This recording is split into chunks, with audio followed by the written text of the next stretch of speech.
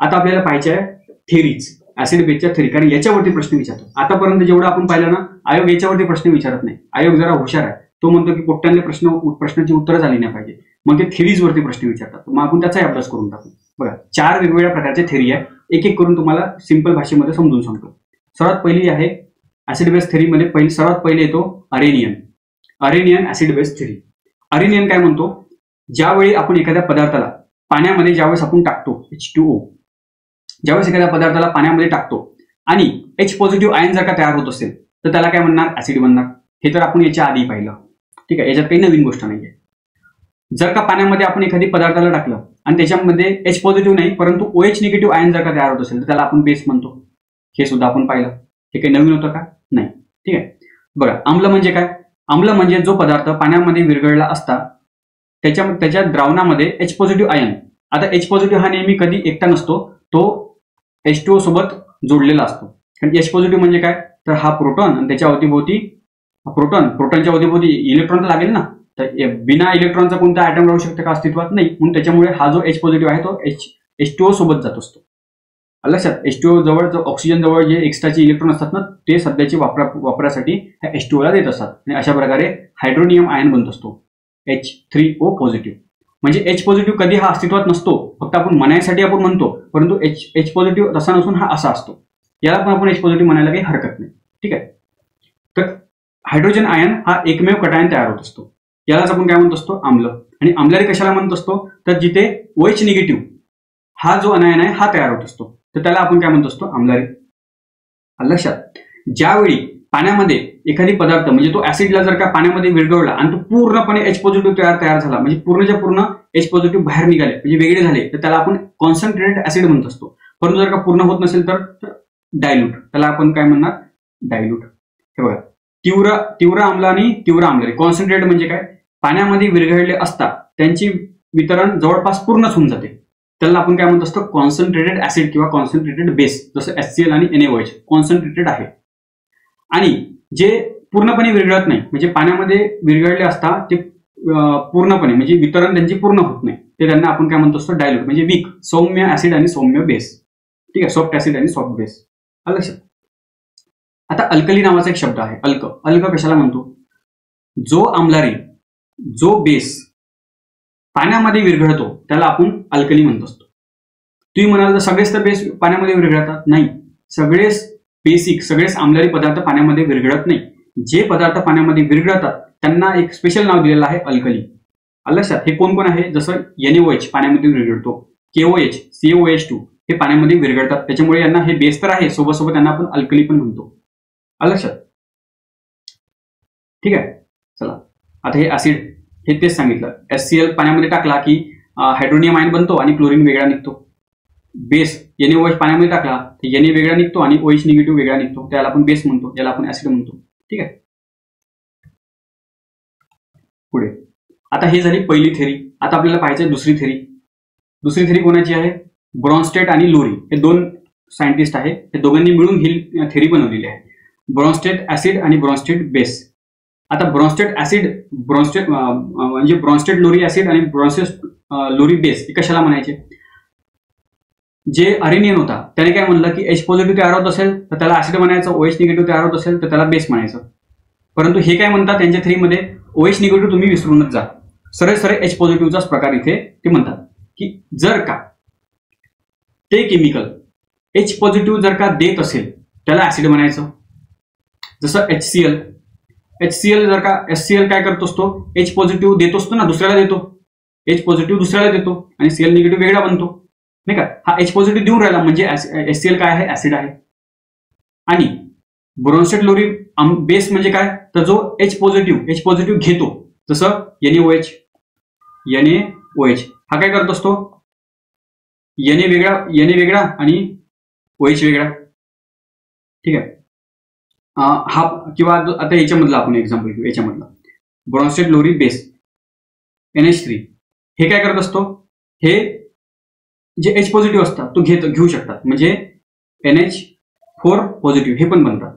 तुम्ही म्हणाल हे कुठून आणलं, याला कुठं आपण म्हणत असतो, ज्या प्रकारे मी तुम्हाला सांगितलं H पॉझिटिव्ह हा एकटा राहू शकत नाही, तो काय करत असतो, ह्या H म्हणजे जो पाणी आहे H2O याच्यासोबत येतो आणि काय बनवतो, हायड्रोनियम बनत असतो, H3O पॉझिटिव्ह बनत असतो. म्हणजे काय झालं याच्यामध्ये, हे जे पाणी आहे H2O याने काय केलं, H पॉझिटिव्हला घेतलं, म्हणजे याने काय केलं, H पॉझिटिव्ह घेतला, म्हणजे याला काय म्हणणार आपण, बेस म्हणलं. म्हणजे पाण्याला सुद्धा इथे बेस म्हणलं जाते. ठीक आहे, हे याच्या थेरीनुसार आहे, ब्रॉन्स्टेड लोरीच्या थेरीनुसार असं होते.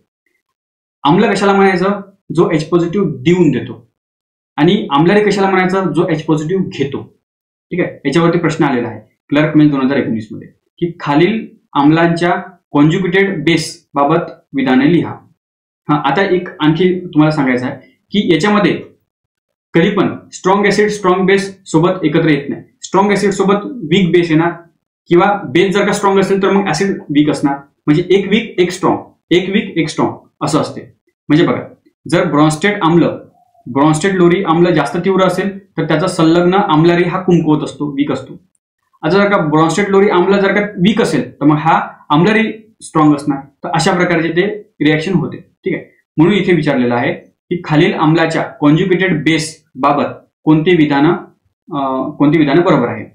तीव्र आम्ल कुमकुवत बेस बरोबर आहे, तीव्र आम्ल कुमकुवत बेस, तीव्र आम्ल कुमकुवत आम्ल, दोन्ही पण ऍसिड आहे का, नाही.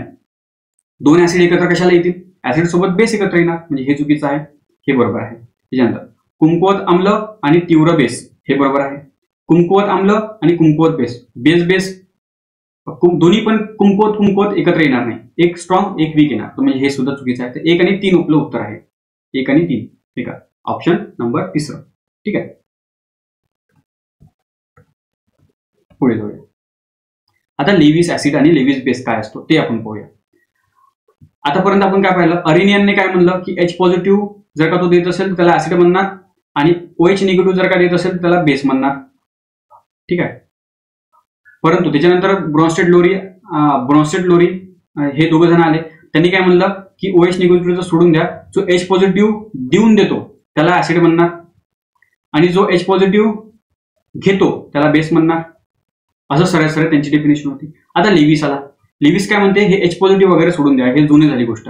आता इलेक्ट्रॉन, तो काय म्हणतो, जो इलेक्ट्रॉन घेतो म्हणजे निगेटिव्ह चार्ज आतमध्ये घेतो तर तो झाला ऍसिड, आणि जो इलेक्ट्रॉन देऊन देतो बिंदासपैकी, जा जी ले अपनी जिंदगी, जसं सोडियम इलेक्ट्रॉन देऊन देतो तर त्याला काय म्हणणार आपण, बेस म्हणणार, जो इलेक्ट्रॉन देऊन देतो. म्हणजे ऍसिड कशाला म्हणायचं, जो इलेक्ट्रॉनची पेअर घेतो. हे बघा, H पॉझिटिव्ह जो देतो तो ऍसिड होता, अरेनियन आपला ब्रॉन्स्टेडच्या थेरीनुसार. जो H पॉझिटिव्ह देतो तो ऍसिड झाला. परंतु लेविसच्या नुसार ऍसिड कोण, जो इलेक्ट्रॉन घेतो. ठीक आहे, आणि बेस म्हणजे काय, जो इलेक्ट्रॉन देऊन देतो. म्हणजे असं समजा तुम्ही, ह्या लेविस काय म्हणतो, मेटल नॉन मेटल सारखा जे ऍसिड आणि बेस असतात. म्हणजे जसं जो मेटल असतो, धातू असतो, तो इलेक्ट्रॉन देतात की नाही, इलेक्ट्रॉन देऊन देतात. तर हे मेटल इलेक्ट्रॉन देतात म्हणजे काय, यांना आपण मेटलला काय म्हणणार, बेस म्हणणार सरळ. आणि जे नॉन मेटल असतात, जे इलेक्ट्रॉन पाहिजे असते त्यांना, म्हणजे इलेक्ट्रॉनची गरज असते, त्यांना आपण काय म्हणणार, सरळ ऍसिड म्हणणार. तर असं लक्षात ठेवा, मेटल इलेक्ट्रॉन बिंदासपैकी देऊन देतात तर ते त्यांना ऍसिड म्हणणार, आपलं बेस म्हणणार आपण, देऊन देणारे बेस, आणि जे घेत असतात त्यांना ऍसिड म्हणणार. ठीक आहे, चला आता याच्यात एक एक्झाम्पल पाहू आपण लेविस ऍसिडचे. BF3, त्याच्यानंतर AlCl3, BeCl2 हे काय झाले, लेविस ऍसिड झाले. लेविस बेस कोणकोणते आहे, NH3, अमीन्स आणि पॅरिडिन्स. ठीक आहे, आता बघा एक एक्झाम्पल आपण पाहू. BF3, हे BF3 आणि NH3 हे एकत्र, हा काय आहे, ऍसिड आहे आणि हा बेस आहे. का बरं आपण याला ऍसिड आणि याला बेस म्हणलं, तर बघा तुम्हाला सांगतो. बघा BF3, बी म्हणजे काय, बोरॉनचा ऑटोमिक नंबर असतो 5, म्हणजे त्याच्या पहिल्या ऑर्बिटमध्ये 2 असतात इलेक्ट्रॉन आणि दुसऱ्या ऑर्बिटमध्ये 3 इलेक्ट्रॉन असतात. परंतु शेवटची ऑर्बिट किती आहे, त्याची ऑर्बिटमध्ये 3 आहे, परंतु किती पाहिजे असते, शेवटच्या ऑर्बिटमध्ये 8 पाहिजे असते. हा काय करतो, आपल्या 3 इलेक्ट्रॉन काय करतो, हा बॉन्ड बनवतो फ्लोरीन सोबत. ठीक आहे, फ्लोरीनला पण एक ची गरज असते ना, तर मग हे एक इलेक्ट्रॉन शेअर करतात. म्हणजे अशा प्रकारे बोरॉन जो आहे तो 3 फ्लोरीन सोबत असा बॉन्ड शेअर करतो. म्हणजे आता बोरॉनच्या शेवटच्या ऑर्बिटमध्ये किती झाले, स्वतःचे 3 आणि फ्लोरीनचे 3, म्हणजे एकूण किती झाले, 6. परंतु 6 ने स्टेबल होतो का, नाही, 6 नाही पाहिजे असतात, 8 पाहिजे असतात, आणखी दोघांची गरज असते. लक्षात. आता दुसरीकडे NH3 आहे, NH3 हा काय आहे, नायट्रोजन. नायट्रोजनचा ऑटोमिक नंबर किती आहे, 7 आहे. म्हणजे पहिल्या ऑर्बिटमध्ये 2 इलेक्ट्रॉन आणि दुसऱ्या ऑर्बिटमध्ये 5 इलेक्ट्रॉन. आता याला 5 पाहिजे का नाही, 8 पाहिजे. म्हणजे तो काय करतो, 2 इलेक्ट्रॉनची पेअर असते, ते चुपचाप एका ठिकाणी अशी बाजूला राहते आणि 3 इलेक्ट्रॉन जे असतात 1 2 3 हे काय करतात, हायड्रोजन सोबत बॉन्ड बनवतात.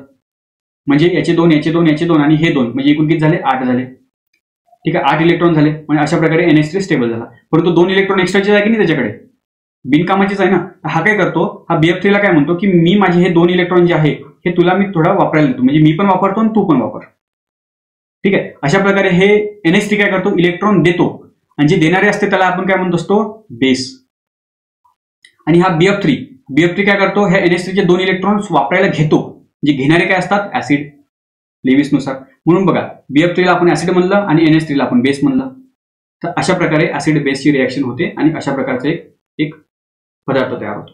ठीक आहे, तर हे झाले ऍसिड बेस ह्या 3 थिअरी. तर हेच महत्वाचे होत्या. ठीक आहे, चला आता बघा प्रश्न पाहायच्यावरती. क्लर्क मेन्स 2018 मध्ये प्रश्न आलेला आहे की लेविसच्या म्हणण्यानुसार आम्ल म्हणजे काय, ऍसिड म्हणजे काय. लेविस काय म्हणतो, ऍसिड कोणाला म्हणायचं, नॉन मेटल म्हणजे जे इलेक्ट्रॉन घेतात.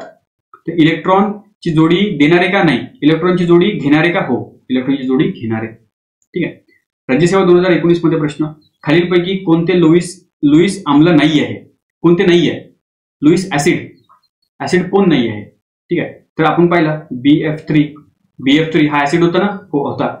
तर BCl3 पण असणार ना, हो हा पण आहे. त्याच्यानंतर BE म्हणजे बेरिलियम, तो काय असतो, फक्त 2च बॉन्ड बनवतो. म्हणजे त्याचा ऑटोमिक नंबर 4 आहे. पहिल्या ऑर्बिटमध्ये 2, दुसऱ्या ऑर्बिटमध्ये 2. हा कोण आहे, बेरिलियम. हा काय करतो, 2 क्लोरीन सोबत असे बॉन्ड बनवतो. ठीक आहे, मग हा पण काय झाला, इलेक्ट्रॉनची गरज आहे त्याला, म्हणजे इलेक्ट्रॉन घेणारा, म्हणजे हा सुद्धा काय झाला, ऍसिड झाला. BF3 सुद्धा काय झाला, ऍसिड झाला. हा जो आहे हा ऍसिड नाही आहे. BaCl2 हा ऍसिड नाही आहे. हा आपलं उत्तर काय आहे, हे नाही आहे. हे सगळेच ऍसिड आहे. ठीक आहे, आपण पाहिलं पण पहा का नाही, मागे पहा तुम्ही, BF3 पण ऍसिड आहे, BCl3 पण आहे आणि BeCl2 पण आपण तिथे एक्झाम्पल मध्ये आपण पाहिलं होतं. तुम्हाला दाखवतो मी. BeCl2 हे बघा, BeCl2 BF3 ऍसिड आहे, AlCl3 पण ऍसिड आहे आणि BeCl2 पण ऍसिड आहे. ठीक आहे, ह्या Fच्या जागी आपण Cl पण वापरू शकतो. BCl3 पण ऍसिड राहणार. ठीक आहे, अल्युमिनियम फ्लोराईड पण असू शकतो, अल्युमिनियम हा पण ऍसिड आहे. ठीक आहे, क्लोरीनच्या जागी फ्लोरीन पण वापरू शकतो, क्लोरीनच्या जागी क्लोरीन वापरू शकतो. ठीक आहे, चला पुढे. आता शेवटचा आहे पियर्सनने पण अशाच प्रकारची थेरी दिली. तो काय म्हणतो, त्याने हार्ड ऍसिड आणि सॉफ्ट ऍसिड बद्दल सांगितलं. हार्ड ऍसिड म्हणजे काय, ज्यांची इलेक्ट्रोनिगेटिव्हिटी खूपच जास्त आहे, जसं H पॉझिटिव्ह खूप जास्त हायली इलेक्ट्रोनिगेटिव्ह आहे, त्याला इलेक्ट्रॉनची गरज असते, म्हणजे असतेच, त्याला पाहिजेच असते. Lithium positive, Na positive, Mg2 positive, electronegativity खूपच जास्त आहे. Al3 positive, Fe3 positive. ठीक आहे, त्या सर्वांना आपण काय म्हणणार, तो काय म्हणतो, हार्ड ऍसिड म्हणतो. आणि सॉफ्ट ऍसिड कशाला कोणाला म्हणतो, ज्यांचा चार्ज लो आहे, एवढी काही गरज नाही. जसं Ag म्हणजे सिल्वर, कॉपर, हे मर्क्युरी, हा ब्रोमिन, आयोडीन, हे काय आहे, मृदू आम्ल आहे. बस एवढंच लक्षात ठेवा, एकदम डिटेलमध्ये जायचं नाहीये. कारण कंबाईन 2023 मध्ये पण प्रश्न आलेला होता की कठीण आणि मृदू आम्ल आणि अल्कली म्हणजे hard acid soft acid, hard base soft base, ही जी संकल्पना आहे ही कोणी दिली, तर कोणी दिली, पियर्सन नावाच्या शास्त्रज्ञांनी दिली, रॉल्फ पियर्सन. ठीक आहे, त्याच प्रकारे हार्ड बेस कोणते आहे, एक्झाम्पल पाहून घ्या. OH निगेटिव्ह, फ्लोरीन, क्लोरीन, हे काय आहे, हार्ड ऍसिड, हार्ड बेस आहे त्याच्यासाठी.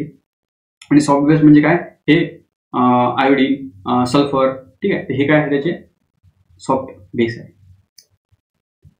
ठीक आहे, आता पुढे जाऊ. पुढे नाही, मला वाटतं आता इथे संपलं. ठीक आहे, इथे हा ऍसिड बेस हा टॉपिक संपला. ठीक आहे, धन्यवाद.